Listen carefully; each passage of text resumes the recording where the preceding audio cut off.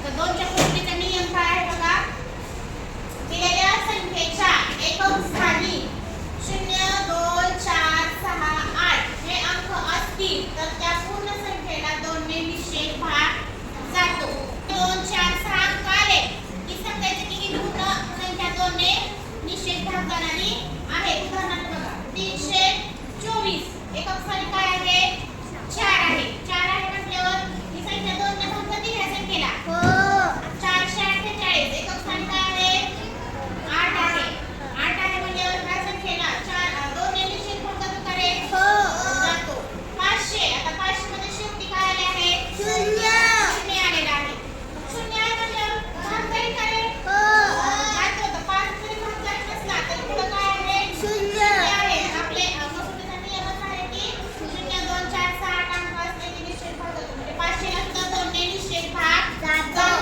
522 आता 2 एकक स्थानी आलेला आहे म्हणून हा 522 सुद्धा 2 ने निषेध भाग जातो.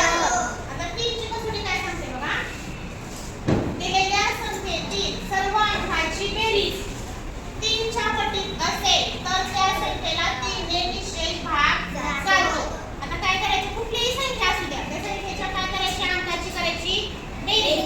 3 अंकी असू द्या 4 अंकी असू द्या किती अंकी संख्या असेल तर काय करायचं ती संख्या तुम्हाला अशी जरी काढता येत नसेल बेरीज करता येत नसेल तर याप्रमाणे 1 अधिक 2 अधिक 3 करायची आणि संख्येची करायची बेरीज. बेरीज करून जर ती संख्येचे उत्तर 3 च्या पाड्यात आलं असेल 3 6 9 12 15 18 21 27 या जर पाड्यातल्या पटीत आला असेल 3 च्या पटीत तर ती संख्या 3 ने निषेध भाग जाणारी आहे. बघा 456 ह्या संख्येची बेरीज केली तर काय येते 15. 15 ला भाग जातो का 3 ने जातो की नाही.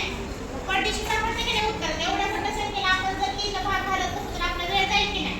तर आपली कसोटी कळत असेल 3 ची तर आपण लगी 2 सेकंदात उत्तर काढू शकतो की नाही.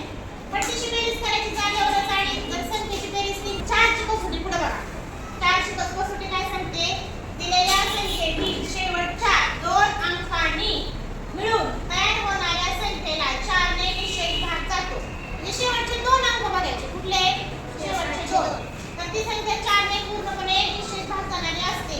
उदाहरणार्थ 7828 आता ह्या संख्येतील शेवटचे 2 अंक बघा काय 28 आहेत. मग 28 हे 28 4 च्या पाड्यात आहे का रे? हो आहे ना. मग पूर्ण संख्येला 4 ने भाग जाईल का? जाणार की नाही. मग ह्याला जर 4 पूर्ण भाग घालायची गरज आहे का ह्या संख्येला? नाही.